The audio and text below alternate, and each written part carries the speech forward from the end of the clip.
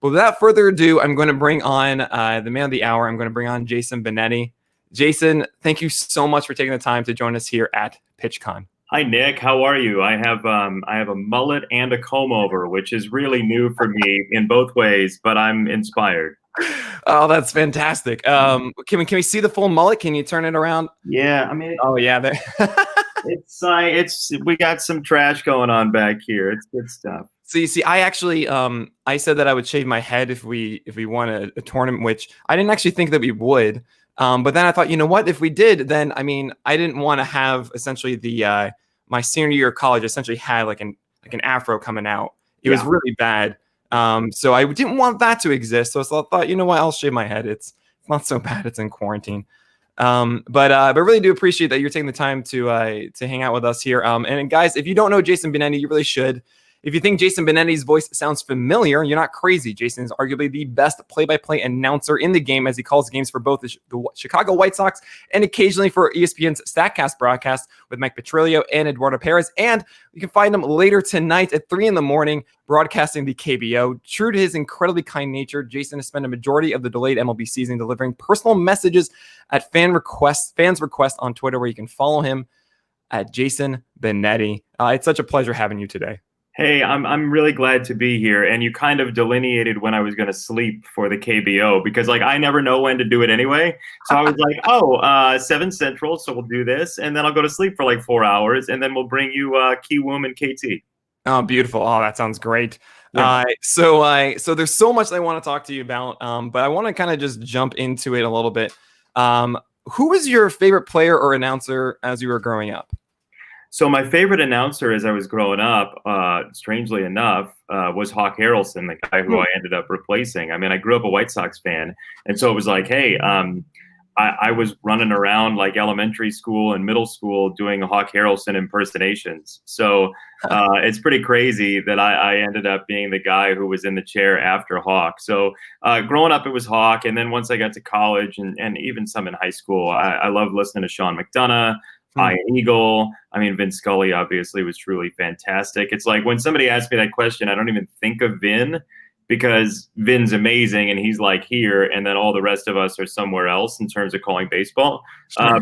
But it's a wide variety of people that I like listening to now. Now, I mean, I kind of want to ask you to do that Hawk impression, but I won't force that upon you. When did you? I mean, it's obviously there's a long story, of course, here between where you are now, and it didn't just all of a sudden show up right away. So when did you start knowing that this is something that you wanted to do? Yeah, I mean, I was super cool in middle school, so I would sit in my room and play video games and do play-by-play of them, which is a magnet for friends. I don't know if you knew this.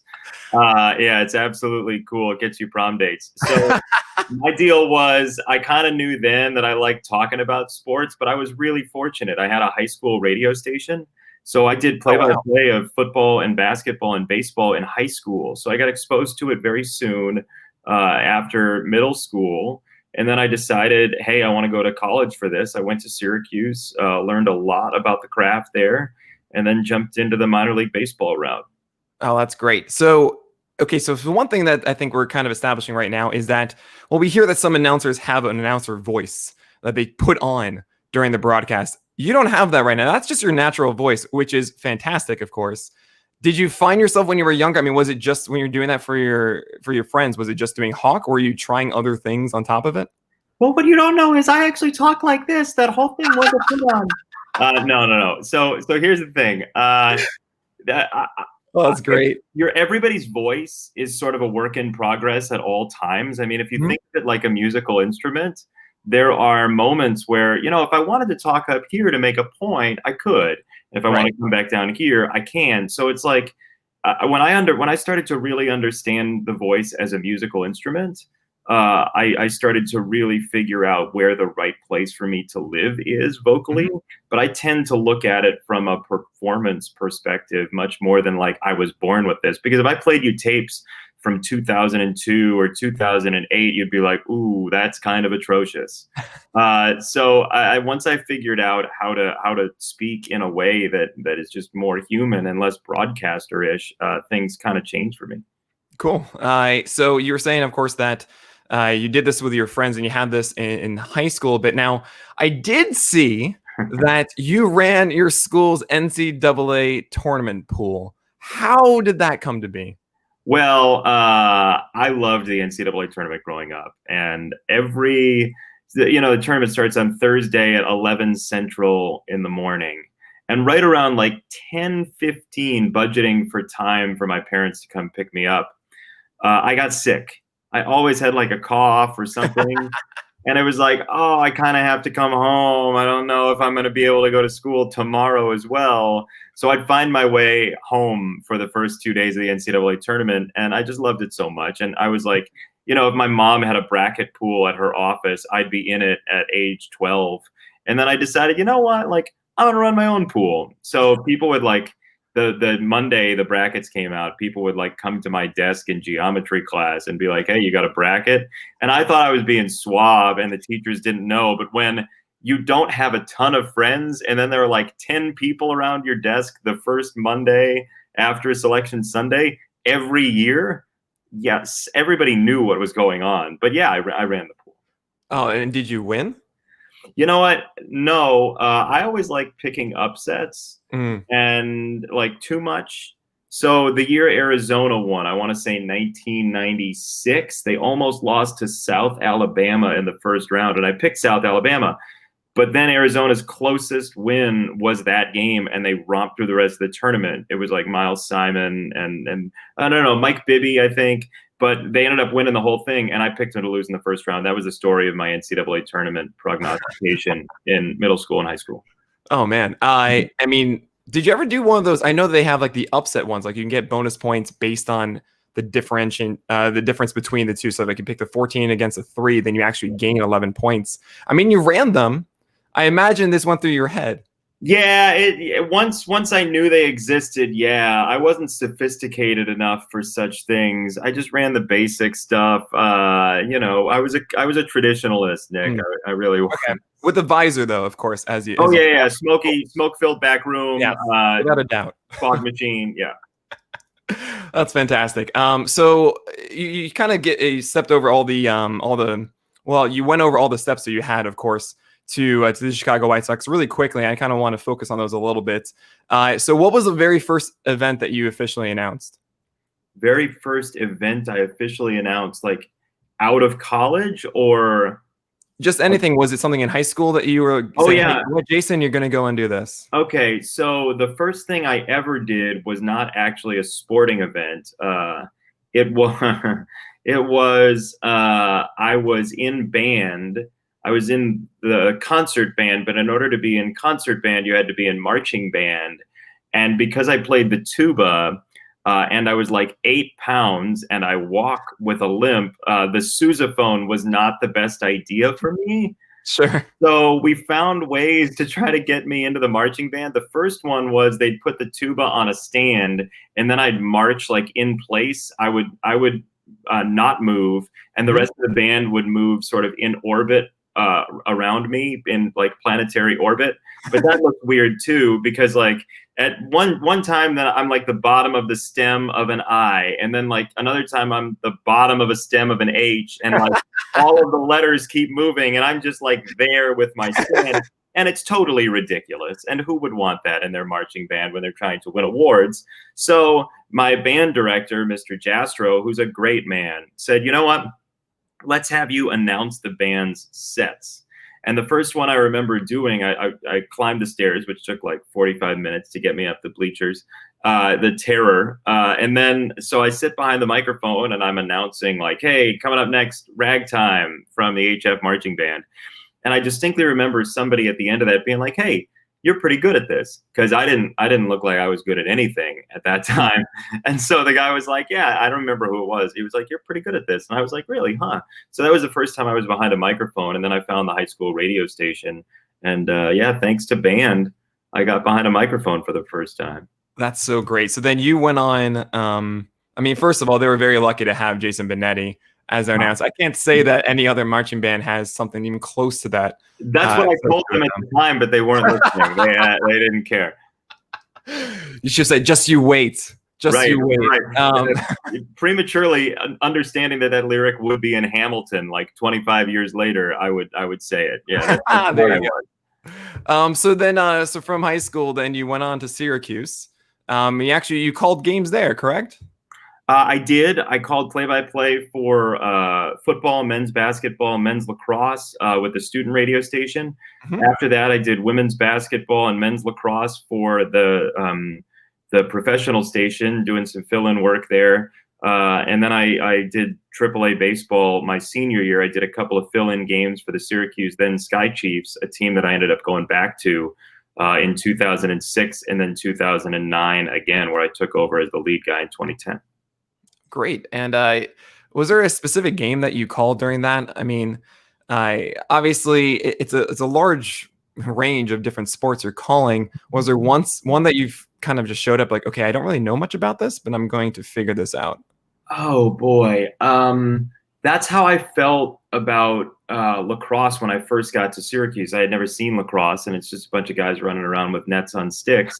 And you're like, wow, I have no idea what's going on here. But my buddy and I, we bought like seriously lacrosse for dummies, and we read through lacrosse for dummies, and then we went to a couple like seminars by the color analyst for the professional radio network, and we learned the sport. But the first time I watched lacrosse, I was like, the hell is this? But I love it. And now I love it. So yeah, pick up new sports. I did softball once, my first ever time doing softball, and I got the lineup, and it said DP on one of the positions. And at that point, I was not smart enough to have read the rule book before I went and did a sport. Now I do that if I see a new sport. Smart idea. I got the lineup. It said DP. I was like, I don't know what that is. Help somebody. And so to all you young kids out there, as my partner says when we're doing Sox games, to all you kids out there, read the rule book before you do a game. Oh, that's amazing. I'm just trying to envision like becoming an announcer. I always have an idea that what you're doing, especially as you're just starting into it, that they have essentially like a tape recorder. Or really, I mean, nowadays it's just your iPhone or something. But back then, you're just listening to yourself back and forth, which is an absolute nightmare to the average person. We don't want to listen to ourselves. Did you find yourself doing that, or were you just kind of just going with the flow?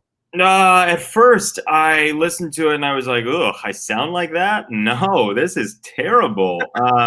But at Syracuse with the student radio station, like in order to get games, you have to go make tapes because there are enough of the people who want to do it that there's competition. So like not everybody makes the staff at the student radio station. It's a little bit cutthroat and slightly vicious. And so the idea is every time you go make a tape, something is different the next time. Like somebody will listen to it, they'll say, hey, go a little bit slower next time. Then you bring a tape, and if it's the same pace, they're going to be like, are you bad or stupid? Which one is it? You know what I mean? Basically. So right. When you have somebody setting the standards of, hey, if the same thing keeps happening 4 straight weeks, we're gonna think like, okay, we should move on to the next person. Mm-hmm. That's a really nice thing to have when you're young, because it teaches you like, hey, just be better at something next time. It doesn't have to be perfect, but be better at something. That's a great point. Always continuously take steps. It doesn't have to be everything in one leap. Just a little bit, and eventually you'll get there. Like I need a little bit of a haircut right now. You don't. It looks great. I don't know what you're talking about. Yeah. I think it looks great. You shouldn't have said it was a comb over. You can't even tell. Yeah, we're not sure what it is, because if we write it down, here's what we get, Nick. Oh, that's normal. That's normal hair. This is disgusting. I look like I should be under a bridge or guarding a bridge. Not at all. Not in the slightest. I will not allow anyone to speak poorly of you right now. Not cool. All right. So after college, you were saying that you jumped into minor league games with the Syracuse Chiefs. Is that right? Yeah, so 2006, I went and I was the number 2 for the Syracuse Chiefs. I got the number 1 job with the Salem Avalanche. They're now the Red Sox near Roanoke, Virginia in 2007. So I did 2 years there. Then I went back to Syracuse in 2009, was the number 2 again. My partner left for the Blue Jackets in August of 2009. So I took over for him, and then was with the Chiefs from 2010 to 2014. So before that, I mean, we're hearing a tale of just like, okay, cool, you're a broadcaster, you go in, you go do this and that. Was there anything else in between, maybe not even just broadcasting, as you were figuring all this out? Are you trying to make me brag about my law degree? Yes. Because if that's the case, yeah. So here's the thing. I was traveling around doing minor league baseball, and there was a lot of bus rides and a lot of late nights and a lot of like fights with the copier when you're making stat packs and things that just kind of drove me a little bit insane. I Hmm. loved doing games, but I also had taken the LSAT, and I was like, hey, if I have a chance to do games somewhere where I can go to law school nearby, I think I should do it because you only get one crack at this. And I thought the education would be good for me in a couple ways. So in 2008, I actually 2007 I had applied to Wake Forest with an LSAT score that I had gotten the year before. I got into Wake Forest, deferred after 2007, and then went in 2008. But actually, with my application to Wake Forest Law School, I sent a CD of my work. Remember CDs? We used No. to have those. Yeah, like Usher 5701 or whatever it was, like that sort of thing. I sent a CD with my application and resume and all this stuff. And Wake Forest was really, really understanding. Like I missed classes sometimes to go do minor league baseball. I was doing basketball at High Point University in the Big South at the time, right down the road from Winston-Salem and Wake Forest. So everybody was super flexible with me. And if I tried to do it 100 times, it would only really turn out like that, I would say once. Man, that's incredible. So, what was the moment? I mean, you had that law degree, and you said, you know what, I'm not going to do this. I'm actually going to go into broadcasting. When was that choice? It was always what I wanted to do. I never wanted the law school thing to get in the way of my calling games. Right. Throughout law school, I was calling games. So I did the law school thing in order to learn and in order to have it in my back pocket as something that might be able to help me teach down the line or whatever it might be. And it turned out law school had way more of an impact on my broadcasting ability than I expected in a couple ways. Number one, when I took a trial practice course and they told us, like, hey, your jury, go to the mall, sit in the food court, and look at the next 12 people that walk by you. That's your jury. So when you're in a case situation, you're left with 12 people you don't know. And if they hear something wrong or they think you said something a certain way that you didn't mean, you didn't even get to ask them. Like they're your audience. So blaming the jury gets your client 10 to life. You know what I mean? Like you can't blame the jury. You have to convey the message in a way where they take it over your adversarial attorney's theory of the case. And then the other thing was, the other thing was when I was interrogating witnesses, like I learned how to ask good questions. When you're talking to your own witness, you want open-ended questions because you want them to tell their story and to be sympathetic. So you say like, what's your family life like? And they expound on that. But if it's the other side's witness, you say things like, and you had two brothers and a sister, right? Yes. And you were in this house on July 30th. Yes. And you were eating Burger King that day. Yes. And you don't let them ever talk, really. You just pin them down with closed questions. So they just have to say yes or no. They don't get a chance to be sympathetic. And so it helped me understand, like in interviews, how to ask really good questions to let people talk. That's fascinating. So you heard it here first, guys. If you want to get into sports broadcasting, become a lawyer. That's no, of course not. Please no, please no. It is difficult, and it was fun for me because I enjoy the learning aspect, but also it's a slog, and it's not for everybody. And I hope that you don't go to law school unless you really want to. So, all right. So let's talk more about that experience, of course, with Syracuse. You said you took the full-time gig there in 2010. I mean, what was that like going there? I mean, it's a long road to get to where you are now. And I can imagine as you're going through, I mean, you said that you were, I believe, from 2010, 2014, or maybe even 16. 14. And that can wear you down a little bit. How was that? How was it? I had a really good time in large part for a couple reasons. Number one, 2010, Steven Strasburg came through Syracuse. Oh, So it was his ascent to the majors. And we had 6 starts of it. And so national media was all over the place. Dave Sheinin from the Washington Post, Danny Nobler, Joe Posnanski, I got to meet there for the first time. So many people came to cover Strasbourg. And so after every start, it was like, oh, let's go get wings with this pretty cool baseball person and that pretty cool baseball person. And there were 13,000 in the ballpark for Strasbourg, and Masson was carrying in our games, and it was great. And so Bryce came through, Bryce Harper, in 2011. So there were those moments where you're like, okay, this is very big time compared to what some other minor league situations are. Sure. I also liked it because I got to pick my broadcast partner for every year there. And so really? Mike Cousins, who works for, I mean, the team had to certify it, but I was the one conducting the search. So 2010, Mike Cousins, who does play-by-play for ESPN, college football, college basketball, he was my partner for 1 year. And then Kevin Brown, not the pitcher with the sinker, from 2011 to 2014, he was there for 3.5 years, and he took over for me. But Kevin's now with ESPN, and he does radio for the Orioles. So I was really fortunate to have two people there once I took over as the lead guy, who were young announcers who were thriving and wanted to be creative and have some fun. So, we had a good time doing the games together. And we had interns that we chose. So we had sort of our own little bubble upstairs in the press box that was separate from the day-to-day grindstone of minor league baseball. Oh man, that's awesome. And shifting a little bit from the ascendance of your career, I want to go back a little bit, and I mean just about baseball in general. Was that always like the focus? You wanted to be doing baseball and not those other sports? I wanted to be doing games wherever they were. I was just infatuated with play-by-play. I liked the creativity it provided. I liked the ability to do a different game every day. I liked the preparation of it. I liked that, for me, like doing radio was a place I felt really comfortable. So when I got out of school, I just wanted to do games. And minor league baseball, God love it, it's so present around the country that if you're a young up-and-coming announcer, there's going to be a spot for you to do games somewhere, whether it's the lead person or some innings or whatever it might be. And so I got into baseball because there were the most games there. I just got the most reps doing minor league baseball. So that's what drew me to the game most. Well, we're so lucky about that then, that we have so many games because we got you out of it. So what would you say was your first big break? Was it joining Syracuse? Was it, getting into the Chicago White Sox organization?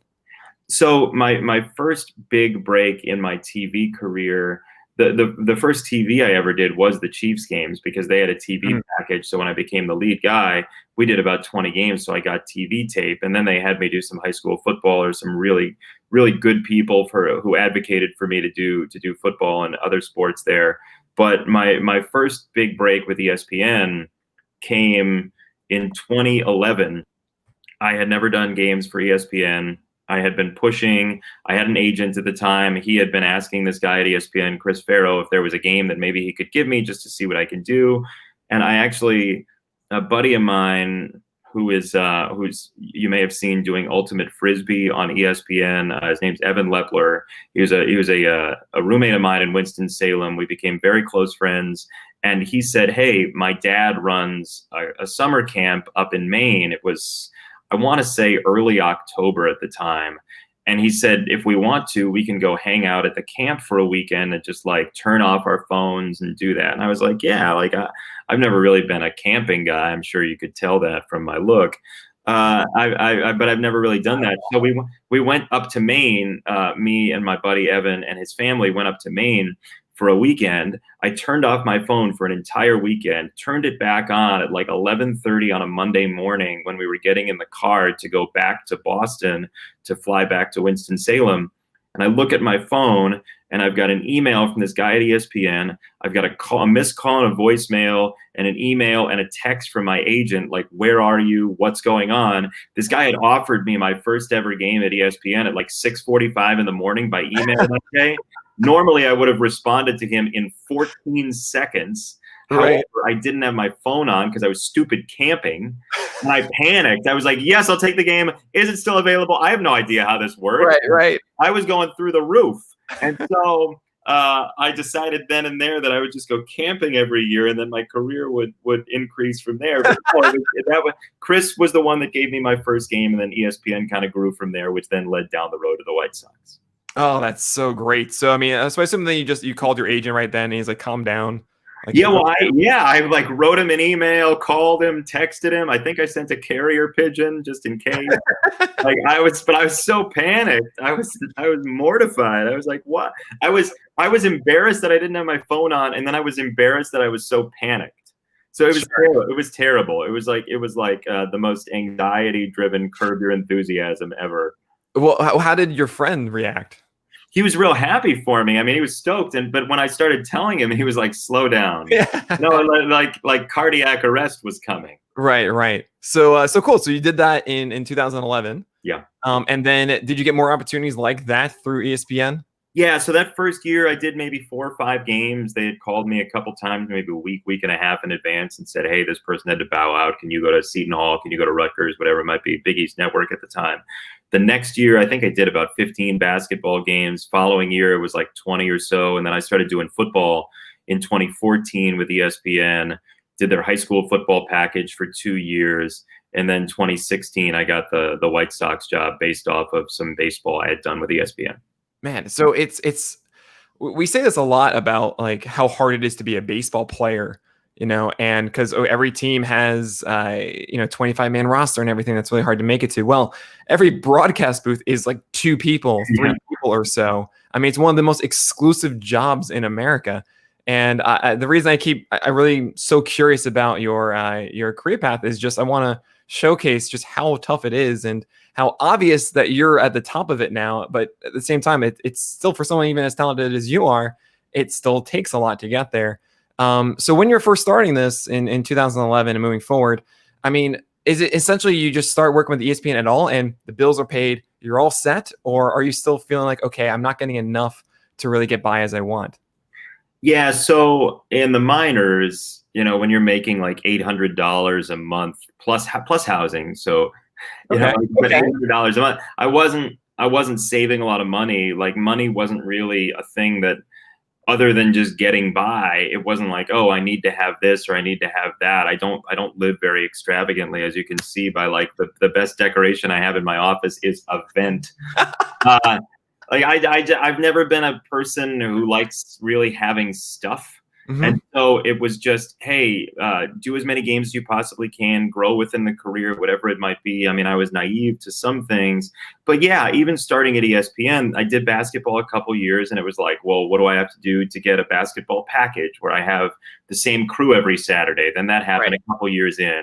And then it was like, well, what do I have to do to get a contract? Because those first couple of years, it was just whenever they called me, I'd go do a game. Sure. Now I'm in a situation where I'm guaranteed a certain amount of events for the year. And so that the games really go mostly to those people, the people who do who have numbers in their contracts, because ESPN needs to fulfill those first. So every couple of years, it was like, okay, how do I progress? How does the next thing happen? How do you get in with this next group and whatever it might be? And yeah, as somebody who's ambitious and isn't very good at a lot of things, like this is where my ambition comes out. So yeah, I'm pretty competitive. So I mean, it comes out, and it's very interesting to say competitive too, because the person that you eventually took over for, as he stepped down, was Hawk Harrelson, who is, I mean, is the pinnacle of being competitive about your team. But nevertheless, I think something that has made the transition very easy for all of us is obviously you're very skilled at it, but it's also that you do clearly care about the White Sox. There are a lot of broadcasts that just kind of say what it is going on. I remember actually Joe Buck talking about how he felt he had this normal voice because he couldn't show appreciation, and he didn't want to act like as if he likes that team over the other one. Right. So he just had a dull voice of it. Now he's realized, oh wait, I need to be passionate because this is just a really cool thing inside of baseball. And you've done that from the start. So I would love to hear more about just what it's like to really take over for Hawk Harrelson. I mean, that's a huge name. Those are huge shoes to fill. So you started, I think, correct me if I'm wrong, 2016, calling the road games for the White Sox. Is that right? So I actually did mostly home games. Hawk cut back on home games in part because of the travel. He was living in Indiana, and so to go to and from was more difficult at home because he'd just meet the team after the homestand, go on the road, take the bus everywhere, less driving, the whole thing. Gotcha. You asked me that on a very interesting day because earlier today I taped an interview with Hawk. We're doing a series with the White Sox with season ticket holder questions coming in, and I interview a player or an alumnus or whatever it might be. Mm-hmm. And usually they're 15, 20 minutes tops. Hawk and I spent 45 minutes on Zoom just telling stories and talking about people and talking about the Sox. And he mentioned, he's like, yeah, you grew up watching me. And I was like, yeah, this is still bizarre. Like, I feel like you should be in my television. Now you're in a box on my computer on Zoom. But to me, I mean, he was the height of caring about the team. And he and Tom Paciorek, when they were Hawk and Wimpy, I'd put them up against anybody in baseball at the time in terms of laugh, in terms of sense of humor, in terms of their cohesiveness, how good they were as a partnership, how much they cared for each other. I mean, that's kind of where the camaraderie in me comes from, in part, is watching them and just knowing that they had laughs that you didn't even know they were having. You could tell they were smiling, but you didn't even know why necessarily. They had inside jokes that became part of you. And to me, that's the glory of what we do, is that we get to make people smile. And frankly, in a time like we're in right now, that's the thing I miss most, is the opportunity just to have a laugh or two with somebody as we talk about a game. Yeah, definitely. It's the amount of joy that baseball brings alive, and the idea that we're all sharing this experience together it really cannot be understated. And crossing my fingers, hopefully we get that sooner rather than later, and get you, of course, back into the booth. So I just want to make sure I heard something right there. Was that the first time that you really interacted with Hawk earlier today? Oh, no. Okay. We've talked a lot. I mean, one of the first things I got in terms of communication after I was hired internally, they hadn't announced it yet. Hawk sent me a text message and then called me, left me a voicemail. I wasn't near my phone. I called him back. I was like, I can't believe Hawk's going to think I was screening his call. So we have like a 30-minute conversation in which he tells me, really, like, I'm going to be me, you be you, and we'll both be really good. And so we've talked a bunch over the course of time. We only did a couple innings together at one point. That's the only time we've really been in the booth together. But he's been super supportive, and I love the guy, and I love his legacy. And not everybody would do it like that. He didn't have to do it like that, but he was really supportive right from Jump Street. And I just hadn't spent 45 minutes doing an interview with him. Like, usually he's interviewing somebody, I'm interviewing somebody, he's getting interviewed, I'm getting interviewed, but we never really have the occasion to do something live together. And it was really fun. And I think Sox fans are going to enjoy it, because he's one of the best storytellers in the world. He always talks about how he's watching Walker Texas Ranger at home, and like that's one of his go-tos. And I said, dude, what's your second favorite show? Because I hear about Chuck Norris all the time, and you could have a million guesses as to what Hawk's second favorite show is, and I doubt you'd get it. He comes up with America's Got Talent. And he tells me he used to hate Simon, and now he loves Simon. And I was like, that sounds like how you feel about Joe West. And then we started talking about Joe West, and off we went. That's amazing. I can hear him like shout, like, give him an X or something like that. Right. Golden buzzer. Yeah. Come on. That's incredible. Man, so I completely forgot the next question, but essentially I want to get an idea of, like, you just entered the Chicago White Sox booth. It's your first day. What was that like? It was wild. So a couple things were strange about my first day with the Sox. Number one, it was so cold and icy that they had to delay entry into the ballpark to make sure that the ramps were de-iced to the upper deck. And I think they eventually closed the upper deck that day because of the ice. And it was a really, really cold day. The other thing the Sox did is they gave me a suite to bring in some friends. So a couple friends flew in. My family was here. So it was a group of maybe like 20 or 30 close friends that were up in the suite, which was pretty awesome. But in college, we had a house of 6 of us, my closest friends in the world, these 6 people who I went to college with. And for 2 years, we stayed in the same house on Livingston in Syracuse, 831 Livingston, if you ever want to go there and take pictures and creepily DM them to me or anything. So we had this rule at 831 Livingston that in order for a party to be good, it had to have a pineapple. like an actual pineapple. And so like somebody would be in charge of going to get the pineapple. I don't know where it came from. I don't know why it happened, but there was Great. always on top of the banister at the staircase, you walk in, a pineapple. And so I walk into the booth my first day with the White Sox at 9 o'clock or whenever it was, and I get to my seat and there's a freaking pineapple sitting at my chair. And I was like, who possibly, like, who would know about that? That's insane. Like I wanted to call one of my law school professors and be like, so first steps for a restraining order are what? And just try to figure that out.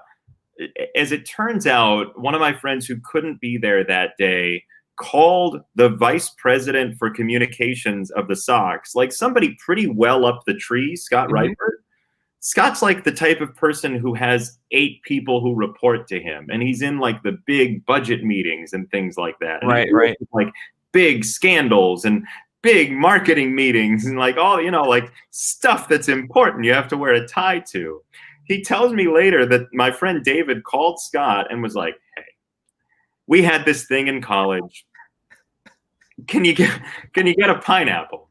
And so like the morning of my first game, like the second Sox home game of the year, Scott Reifert, who would be in like the PR Hall of Fame in Major League Baseball if there was one, very important person, is driving to Jewel Osco and buying a pineapple for a bit that one of my friends wants to do.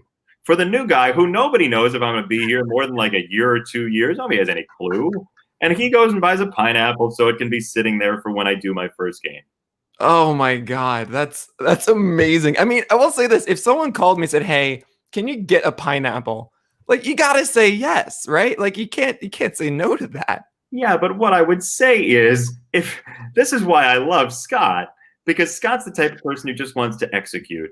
I would have been like, okay, which one of the interns is the produce intern? Scott went and did it himself, probably in like a suit and tie. Oh, I'll always appreciate the hell out of that. maybe he was like, you know what? I could use some chips too. I need Yeah. Maybe he was gonna make a nice casserole that night, and the pineapple was just a pineapple. Yeah. Why not? Wow, that's amazing. Oh my God. Okay. Really quickly, we're also, of course, big fans of Steve Stone. We think he does such a great job of articulating what's going on and keeping it informative. Is he just as cool as we think he is? He's amazing. I mean, he is really, really, really fantastic at the job. He's a great person. He's been an awesome friend. The guy is super intelligent. Like, he literally will write down what he thinks is going to happen next in the game, slide a piece of paper over to me. I'll look at it. That thing will happen on the field. I will vomit in a bucket, run out because I'm so scared of ghosts. And then he'll do it again later in the week. And it's like, dude, how do you know? He sees so many small things on the field that he doesn't tell you, but lead to decisions that he's making to point something out. And as he unravels it for me, I've learned so much about the game of baseball just sitting next to him. It is awesome. Yeah, he's a treasure, and I mean, yeah, you guys have one of the best, if not the best, broadcast booths out there. Well, thank you. He does have a tendency every once in a while to use the heater for nefarious purposes. When it's cold, we have a space heater down below us, and then it'll get to be like 80 degrees after a cold spell, and I'll be sitting there and I'll be like, wow, it's kind of hot in here. And he has turned on the heater and put it at my feet. But the karma police come for him sometimes, and they did the first day we worked together. He put his shoe on the heater. He was like just resting on the heater, didn't realize it was on. And I was like, no, rubber? And he was like, yeah, why? And he looked down. He had burned his shoe on the heater. Oh my God. So take that, Tony. That's amazing. When they say normally burning rubber, it's not what Steve Stone was doing. That's fantastic. So I wanna talk about the Statcast broadcast, because I cannot express how incredible that was, and multiple times, of course, but for us, it's exactly what we've been waiting for to see. And I'm just curious, how did that come to be? Was there a whole process that they eventually called you, or were you initially involved in wanting something like that to happen? I think it was just kind of based on my curiosity. Hmm. that I'm somebody who, if you bring something new to, I'll look into it. I'm not the only person in America who does that. I guess that's what made me top of mind for that. I don't. Maybe they had 6 other people in mind and they all canceled. Like I have no idea. But I'm really glad they did it, because it is the best group I've ever worked with on a project. And that is not to demean anybody else. I love all of the people I've gotten to work with, and like Bill Walton is an amazing person and crazy friend, and I love him dearly. And Kelly Stauffer and Steve Stone and Steve Grilly, and so like I could for on and on and on. But Dan Dockich, I left out Dan Dockich on the good people list. I'm so sorry. um, the Statcast broadcast is a group of people, and it's not just Mike Petriello and Eduardo Perez and me. It's our producer, Andy Jacobson, and our director this year, Praven Martin, and our coordinating producer, Phil Orlins, and Tom Archer, our other coordinating producer, and so many people who put their stamp on that show. We want nothing to go up on the screen that's irrelevant. We want it all to tell a story, and that's what Stats should do. The other component of it is Eduardo, Mike, and I enjoy each other. We enjoy baseball. And we completely trust each other. Nobody's got an outsized ego. You all have to have an ego to be on television, right? Like that just has to happen. But nobody wants to take their cuts. Nobody's looking to get their shot up. We're all just looking to take it to the next thing, whatever it might be, whoever gets us there. I could die tomorrow, and if the Statcast show in 2018, that 14-inning Rockies-Cubs game, was the only thing I ever did in my career, I would be exhilarated. I got to tell you, the Wrigley Field booth for TV, for our booth that day, is basically like the shoebox that Bare Naked Ladies sings about.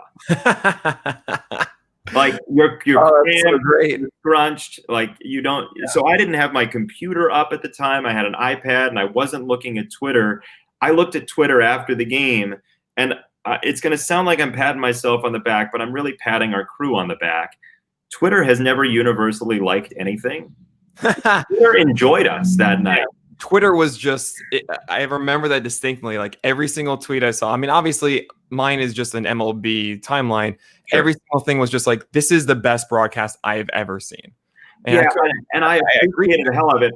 I have to say, I was awake until 5 a.m. Wow. I was so exhilarated by what we had put together, and the group work, that rush that comes from a bunch of people doing something really cool. We went out to eat at a restaurant in Wrigleyville. We were there until maybe 1:30, 2 o'clock in the morning.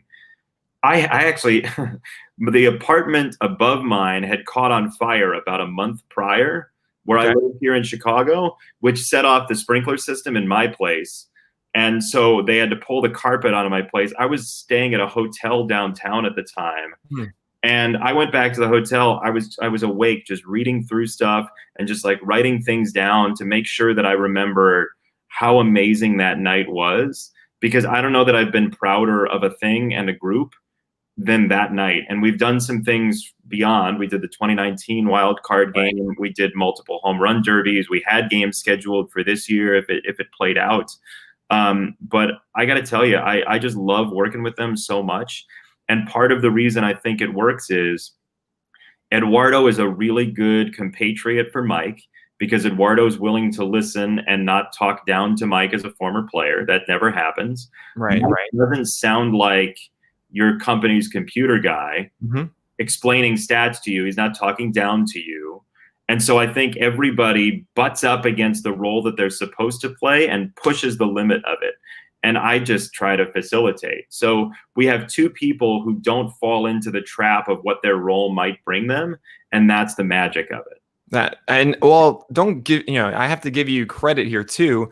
Your ability to, there are a lot of announcers that say no, old school, and they complain about the game on the air, and your joy and passion for it going on and embracing really these new metrics that help describe and talk about this game in front of us just amplified all of that. It was essentially, you're the moderator saying, this is a very good thing.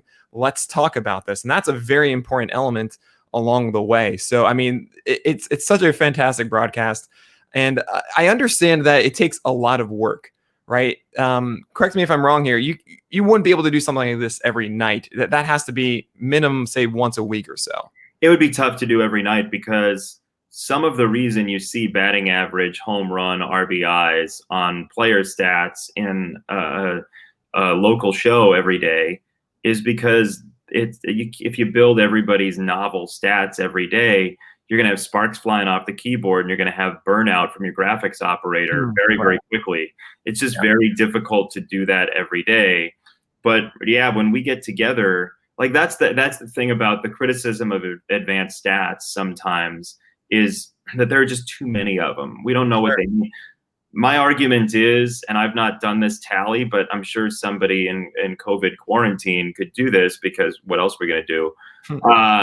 I would say if you compared the number of stats we put on screen in a StatCast show compared to the average show, I wouldn't say we're putting up more stats. I would say we're putting up different stats. And so the argument about volume falls flat for me. And it's really, as I said in BP, they invited me to do the foreword to the BP annual this year, which I was honored to do. It's on us to convey to people what the stats mean, though. And so talking down to people and assuming people know things or saying, like, you're bad for not knowing this. Right. That's not the point. The point is to make it more accessible, not less accessible, and help that sort of ivory tower phenomenon go away. You have your tower, build great things in your tower, and then when you use them as output, make sure that they're really accessible to everybody. Oh man, I mean, I can't agree more with everything that you're saying. It's and you're such a great conduit for that, for saying, look, this is not a dumb question, and this is what it is, and we're going to ease everybody into this because we understand that there's so many that, what is OPS? I don't know. Why are you talking about OPS? Well, this is a better descriptor of their ability than other stats that we've used. RBI, well, that's just based on where they are in the lineup, and not actually their ability to hit the ball better. So I think the entire broadcast is such a great job for it, and really, as from the outside, honestly, as someone that is obviously a big stats guy, to have someone like you as bearing that torch for us is just great. So from all of us, thank you for that. Well, it's awesome to think that you think of me like that. It is really, truly our entire crew. It really would not happen without our entire crew. Like, I love them all dearly, and I don't just say that because that's what you would put in a press release about your entire crew.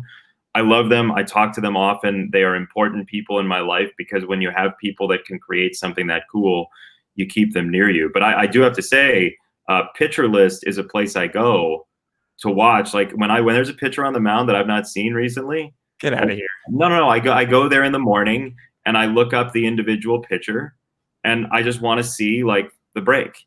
I want to see the changeup, like, and that to have it on loop a couple times, it saves me from watching the whole start.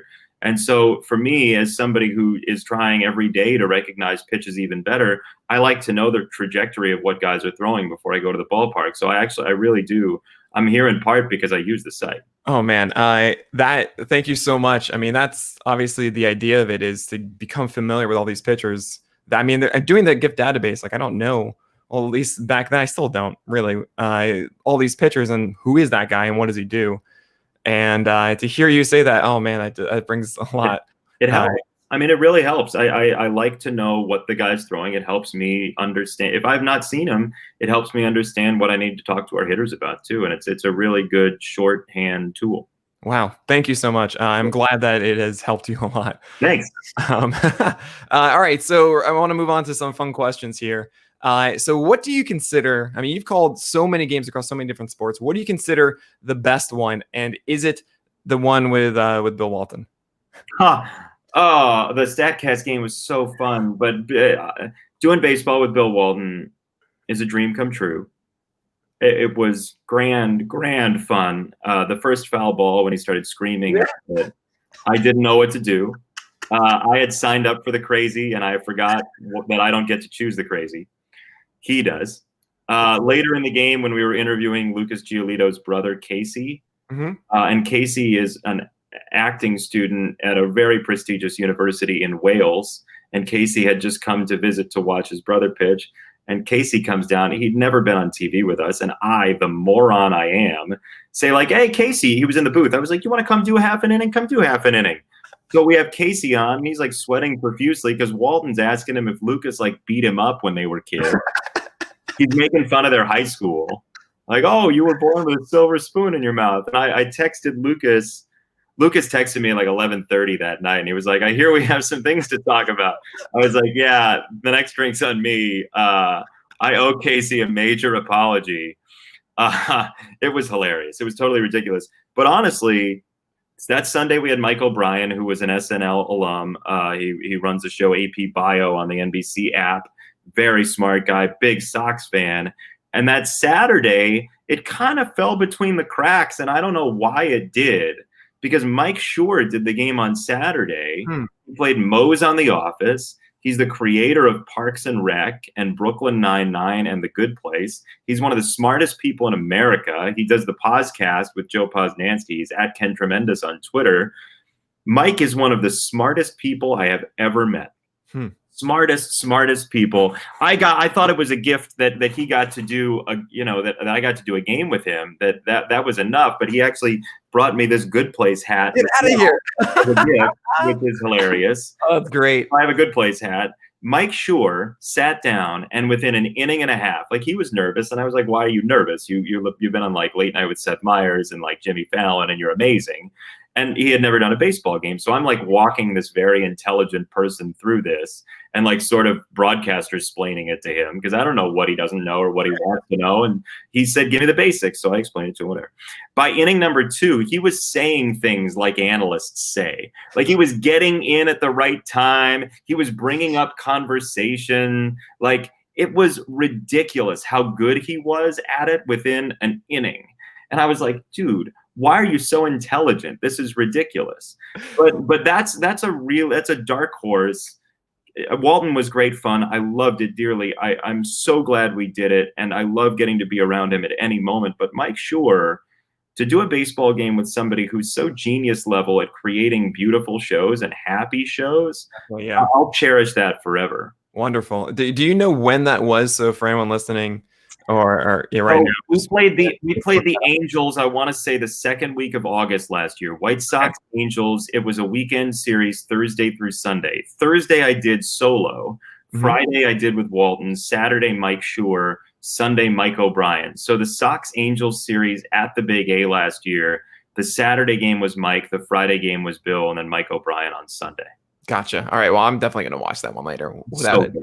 We played a bunch of clips of him playing Moe's on The Office. Right. Like, why are you doing this to me? Well, I know that he would actually, like, he had to grow out a beard the first time, and then he convinced them to put on a fake one finally. I can imagine this takes like weeks for me to get this. Yeah. It doesn't. I wasn't going to say anything, but it does look like it's a bit of a slog. It's like a 60-pitch first 2-inning beard you got going, Nick. That's exactly it. Like, please take me out. I shouldn't be here. My arm is dying because you leave me in here. Yeah, the bases have always been loaded for your beard, and you're on the mound. So at the risk of like going away from the positivity, I think it's really interesting to hear the times when, just for whatever reason, it just didn't go right. It was just one of those times when it is just everything. Like, by the third inning, you're like, how am I going to survive through the next 6? Was there one in your head that was just everything went wrong? A broadcast? Yes. Do you want to hear about a moment that went wrong or a game? Whichever you prefer.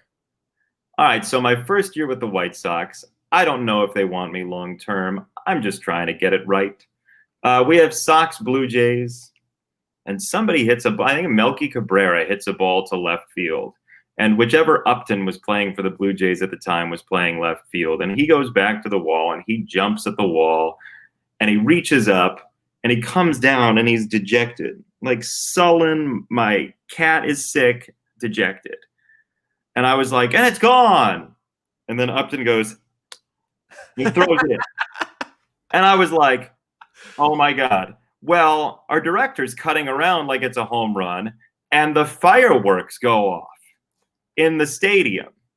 And I was like, oh gosh, they listened to the telecast in the video board room. I believe I just set off the fireworks in the ballpark. I shouldn't have that level of control, but I got to be a little better. So the inning ended, and I was like, I'll be back in a sec. So I ran into the video board room, and I said, like, hey, sorry I screwed you guys. And they were like, no, we need to do better. And their response definitely was not, no, we weren't even listening to you. Right. But Yeah. clearly they were. Clearly I had triggered them. Whoever's got the red button, right, was just like, pew, right when I said gone. And it's a disaster. That's something else. I'm also imagining someone right now that they just watch an entire game with that trigger in their hand. Right.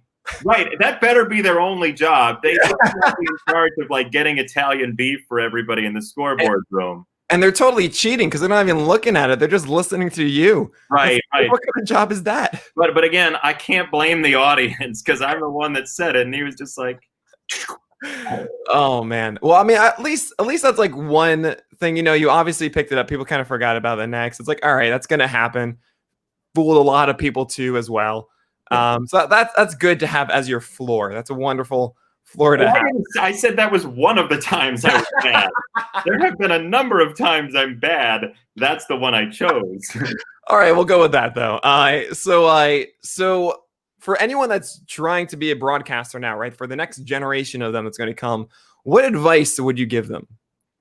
Be open to criticism. When people tell you, hey, you can do better at X, Y, Z, whatever it might be, take that advice. I very early in my career was a little bit defensive. Like I wanted to send people my tape to have them give me advice, but I also kind of wanted them to tell me that I was good. Like it was very much the Willy Wonka everlasting gobstoppers sort of deal, where you want that person to be the one that's like, oh no, you get the entire factory when you send them a tape. But that's not what I said I was doing. I wanted their advice. So when I really opened myself up to the advice and tried to apply it in the tapes I was making and the games I was doing, that was huge. But for people, like I feel bad for young announcers right now because they're probably in the minor leagues and they don't have a season to do. Mm-hmm. What I would say is this is going to end at some point. We are going to need sports announcers. We're going to need the next generation. Every day, do a tape of a game. Pull up half an inning on MLB TV or MILB.TV with your team, whatever it is. Make a tape and try to do something new tomorrow. Just do something to keep your chops fresh, but also to make sure that you're improving, you're being dynamic. Like if I played you a tape again, I was listening to a tape with somebody from 2008 just to illustrate how terrible I was at the job. And I was like super nasally and I was boring and it was awful and please make it stop.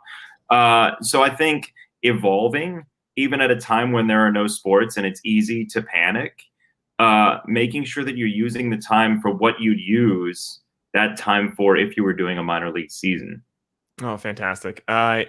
I think we have time for about one more question. And Phil Collins is the answer. What would you say is your most controversial baseball opinion? I think we should have a triples derby at the All-Star weekend. Triples derby? Yes. Yeah. So put a bunch of people in the outfield, not kids, because like they're going to have to relay it in like actual adults. Sure. And have some of your fast people, gap-to-gap hitters. This isn't controversial, but it's ridiculous and wonky. Gap-to-gap hitters hit the ball into the gap and run around and try and get to third before they throw you out. Put it on a timer. So it's an endurance challenge as well as a power challenge. And then you're testing the outfielders as well. In fact, you could put the other competitors in the outfield and really gap them, right? I mean, somebody's going to pull a hamstring on this, and that's why they're not going to do it. But I really would love to see a triples derby. That sounds amazing. So wait, if they hit a home run, though, what happens? They lose a finger. No, you get nothing. You get nothing because you don't get to. You have to have the ball be in play and get to third before they throw you out. Home run does you nothing, unless you want to also be in the home run derby. But sure. I'm guessing the same people aren't doing those two things. So I'm just trying to figure out the logistics of this. You have one person up, they get one hit, then two people or three people that are participating are also in the outfield at the same time, right? They need to run to prevent their opponent from getting a triple. Correct. Now, if you hit it so far and then you stop at third, that's great.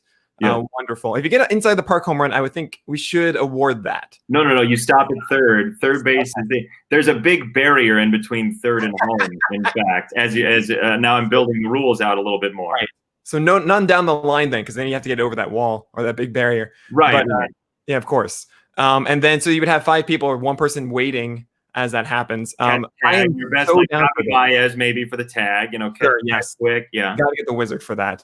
And then I mean, on top of like the other weird events that we've heard before, we've had like the bunting accuracy thing before that I think is fantastic too. Yeah. I'm curious of like what others we could do. Maybe we can do ephesus for strikes or something like that. Yeah, I kind of like that. I actually would like to see a double play, a timed double play event for best double play combinations. Right. Who's Yes. the quickest to turn 2 on balls into the hole, like things like that, and take their best time, some sort of relay situation. I don't know.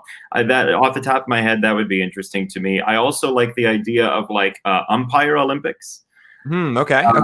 Having the umpires participate in All-Star Weekend in like the Triples Derby or something. That sounds so great. No, I think every single fan would love to know that is a good umpire. I'm not going to yell at him as much. Anything that we can do to reduce people yelling at umpires, positive in my book. Well, I also think, yeah, they could like show off their skills, but also we could have them in a home run derby. Like I would like to see Jimmy versus Adam Hammery in a home run derby. I think that would be hilarious. Oh, that would be amazing. All right, I want to continue going, but unfortunately we're out of time. Jason Benetti, I cannot thank you enough for coming on here. This has been an absolute blast. Great fun, Nick. Thank you for having me, and let's keep smiling, okay? Yeah, let's do that. All right. Take care. Thanks, Nick. All right. That was Jason Benetti. Unreal. What a nice guy, smart, and just so kind of him to come on